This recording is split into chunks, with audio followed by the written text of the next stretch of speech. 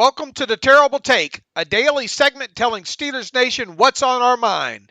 I'm Bryan. As expected, the Pittsburgh Steelers had a very heavy presence at the Liberty Pro Day on Tuesday to watch quarterback Malik Willis go through the paces. Kevin Colbert, Mike Tomlin, Matt Canada, Brandon Hunt, and Dan Rooney Jr. were all present on Tuesday. So, with the interest being heavy in Willis all throughout the pre-draft process, what does this mean? Well, I think most of you know what it means, and whether you want to accept it or not is a different story.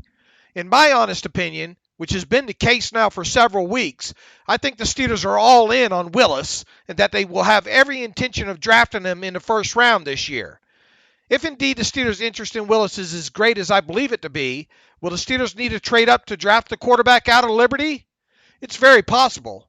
But with that, I think it's important to note that the Steelers and Panthers were reportedly the only two teams to have both their head coach and general manager at the Liberty Pro Day on Tuesday.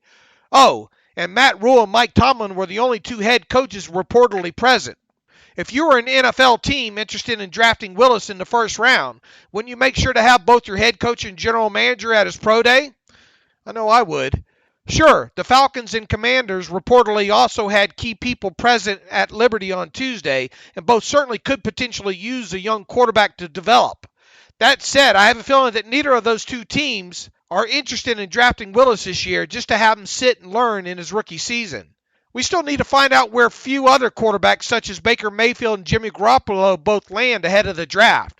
There's a chance one of those two might land with the Seattle Seahawks, who pick way ahead of the Steelers in the first round. Personally, I think the Panthers are more infatuated with Pittsburgh quarterback Kenny Pickett than they are with Willis. They pick at 6th overall, and that's where they would likely take him. The Falcons pick at 8th, so that's worth noting.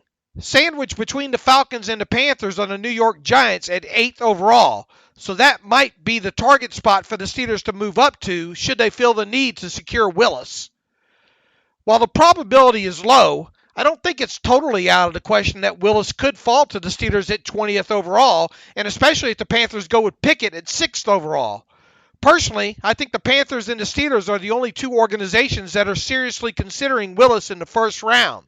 That said, if the Steelers really like Willis as much as I think they do, I would expect Colbert to make the move up to get him, just like the team did a few years ago with inside linebacker Devin Bush. In closing, today is March 22nd, and I have not moved off my spot one bit. I fully expect that the Steelers will select quarterback Malik Willis in the first round of the 2022 NFL Draft.